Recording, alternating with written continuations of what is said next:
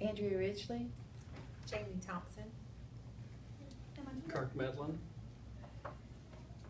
Kelly Kay. I am too late. Say your names. Andrea Musa. Jeanette Bellamy. Christy Tyndall. And the person taping is Pam Clemens. This is my communications project, my informative speech. I'm going to explain texting and driving. July 26, 2016, my daughter became a statistic. Never thought I'd get the call at 9 o'clock at night screaming, going, "Mom, there's a fire, what do I do?" She was 40 minutes away, up in Lincolnton. I did try to call a friend, but her phone was off.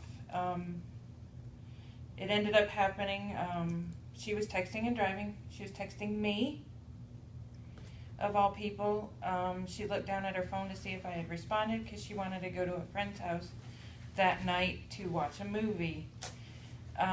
She went off the side of the road, overcorrected, crossed the center line, came back across the road, hit the ditch, slid, hit a telephone pole, and started a grass fire. We beat the state police officers there. He counseled her, talked to her, gave his dedication to her, his testimony. She did get a ticket. So now my daughter is a statistic. She had to take driving classes. We had to pay for the damage. With that, smartphones are making it easier for people to text and drive with the bigger screens, easy to use. It only takes 1 second to take your eyes off the road to become a statistic. Per personalinjurysandiego.org, 69% of the drivers 18 to 64 admit to using their cell phones. That's a lot, and I bet you we can all agree that we all do it. Texting is risky because it's visual. You have to take your eyes off the road to see who's calling, to see who's texting, to read it. It's manual because now you're taking your hands off the steering wheel, putting them on the cell phone to see who it is, to delete it. And it's cognitive because it takes your mind off the road to think, okay, somebody's texting you. Now you have to turn around and you have to go, what am I going to respond? So now you're responding and thinking and not thinking about what's going on in front of you. Where do you need to go? My husband's a truck driver. There's been many of times when he was over the road and we were on the phone and he's like, oh crap, I missed my exit because I've taken his mind off what his job was. It has been proven that women use cell phones more than men while driving. According to the CBS News, 2,700 teens are killed every year.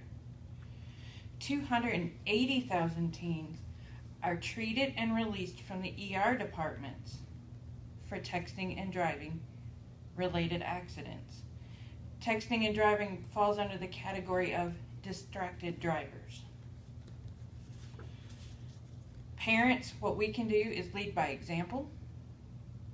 A lot of the kids say, I see my parents do it. I see my parents do it.